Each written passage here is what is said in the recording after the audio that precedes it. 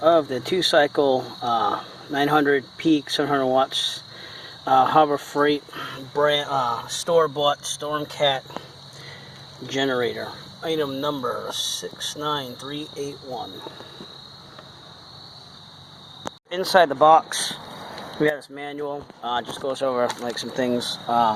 One thing you want to know, and it's on the outside of the box too, you need a fuel to oil mixture. Okay.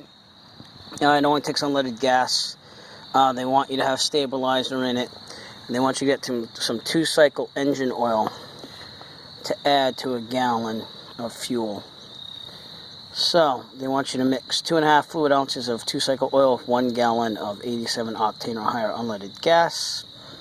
And then they go into how to manually start it. So let's just get it out of the box though. Styrofoam thing there. Here's the actual generator. They remind you of everything on the thing itself. So it says run 15 to 20 minutes every 3 months and add fuel stabilizer or you avoid the warranty. You have to operate properly, so read the directions. And it tells you all this stuff on here to not exceed 6.5 amps. Today we're not going to put this through much. I'm just trying to break the engine in because it's brand new. So I'm going to mix the gas and the 2-cycle oil. I'm going to put it in there. So we're going to need this on Saturday for a keyboard to be outdoors and playing. So this should provide enough power to get out of here. Generator. They have some things for you. They have a bag, some screws, a handle that probably attaches to the top here, so you can carry the generator. So yeah, it looks good. Let's see what happens. Put it all together, get the fuel oil mixture in there, and we'll see what happens. They put in the box. They include a screwdriver with a handle so they can rotate the different types of screws. They have screws with these little things that you put on top of the metal to protect the metal probably. You have the handle, and you have this thing which I haven't figured out yet, but it looks like some type of wrench. I just took the cover off the gas. It comes with this cup of some sort. I'm not going to read the directions, but it looks like it has some measurements in liters. And has a strainer for the fuel. And I don't think the strainer comes out. They told you to do not fill past the strainer. So when the fuel hits the bottom of the strainer, it's full. So yeah, I'm gonna do a little bit more reading and then get this thing working. We'll see how it works. And the oil, which I'm about to do 2.5 ounces into this little measurable container. I won't use except for gas mixing. And yeah, the generator itself, it has a circuit breaker. It has a choke right here, your master on and off, fuel on and off, fuel switch, and just a crank to start with over here on the side.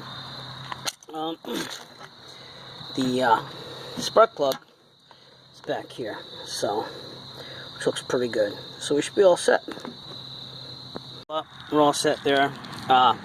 Gonna go for the manual start. Again, it's important that you read these directions because you have to understand the way they want you to do it. So, open the full fuel valve. You're gonna push this switch down.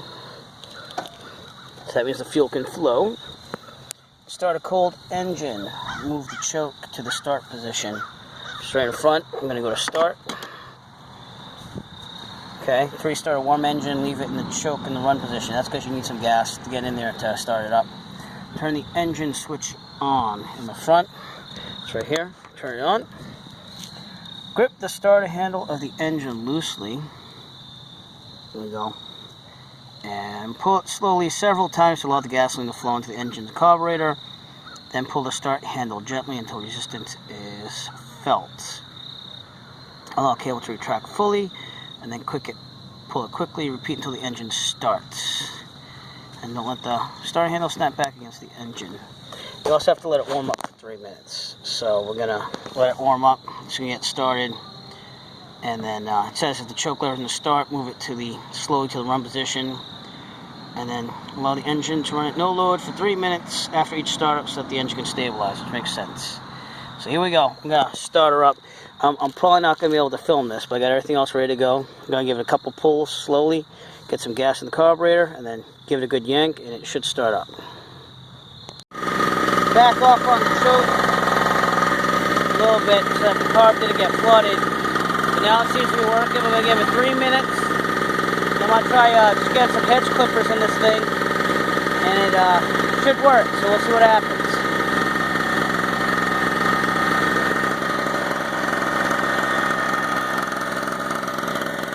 There's your exhaust.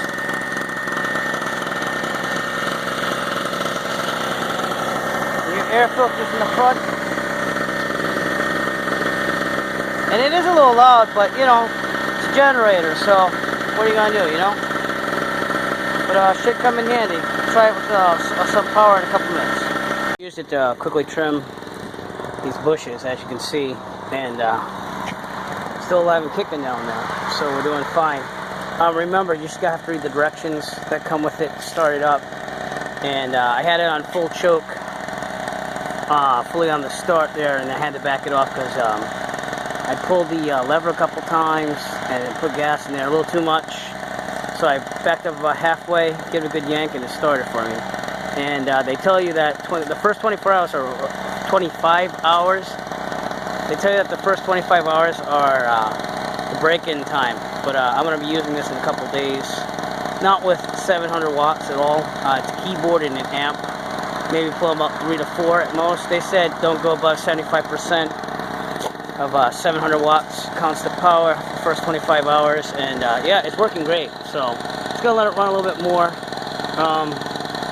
I'll update as I use it, but I'm not going to use it a lot except for emergencies and also for my band if we need the keyboard out there and stuff.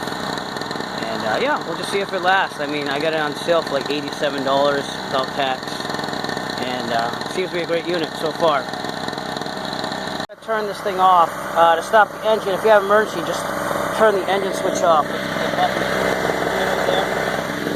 But under normal conditions, you just remove what you need. Remove everything for loads. Turn the engine switch off. Okay, and then you're just going to close the fuel valve on the side, like so, flip it up, and that's it. And then it gives you directions in the manual should you need to, just to work for a while. I'll be using this in 2 days, so I shouldn't need that. But really make sure you put stabilizer in this, especially if you're going to store fuel in it. And hopefully it'll last, you know. This is the newer model number. They've had complaints about the older version of these, which have a different model number. It's like 60 something or another. They had problems with it breaking down, but this newer one they say is better. And yeah, I look forward to just having a generator for once. So that was my review of the Stormcat, 700 running watts, 900 peak watts, 2 horsepower, 2-stroke engine portable generator.